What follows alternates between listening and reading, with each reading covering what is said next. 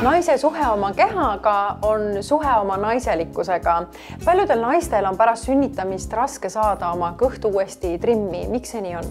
Väga tihti esinev, kuid harva diagnoositav seisund on kõhu sirglihase lahknemine, mille korral kõhu valge joon venib külgsuunal ja kõhu sirglihase kimbud eemalduvad teineteisest üle 2 sentimeetri. Diastaasi teket seostatakse kõige enam rasedusega, sest muutunud hormoontasakaal põhjustab kogu keha sidekoe muutumise elassemaks ja lõdvemaks. Lisaks avaldab kasvav loode mehaanilist survet kõhu eesseinale. Sünnitusjärgselt taastuvad kõhulihased esimese 3 kuu jooksul iseeneslikult ning paremini neil naistel, kes on varasemalt olnud füüsiliselt aktiivsed. Kuidas siis naised aru saavad, et neil on diastaas? Peamiseks sümptomiks on see, kui normaalkaalulisel naisel on kõht ette võlvuv. Kaasuda võib ka nabasong, see tähendab naba punnitab välja, alaseljavalud, vaagnapõhjahäired.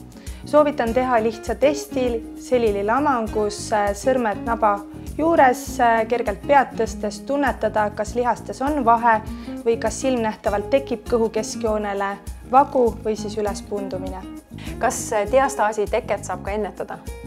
Uuringute kohaselt esineb diastaasi vähem naistel, kes on aktiivsed nii enne rasedust kui ka raseduse ajal.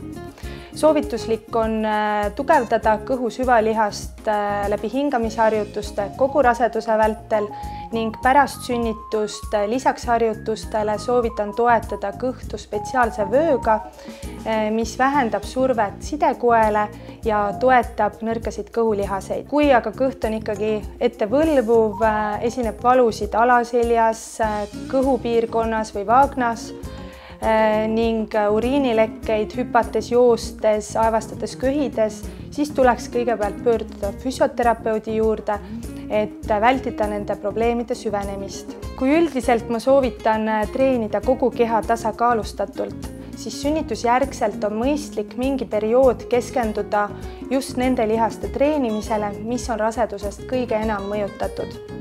Kõhukliinik pakub 18 nädalast individuaalset kõhutaastusprogrammi, mille käigus klient käib vastuvõtul iga 3-4 nädala tagant ning ülejäänud aja teeb siis iseseisvalt igapäevaselt harjutusi.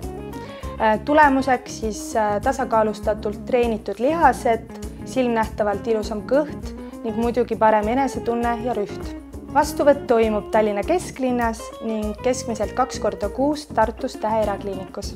Julgustan kõiki naisi tulema konsultatsioonile, et lihtsate harjutustega ennetada diastaasi teket või siis juba ravida.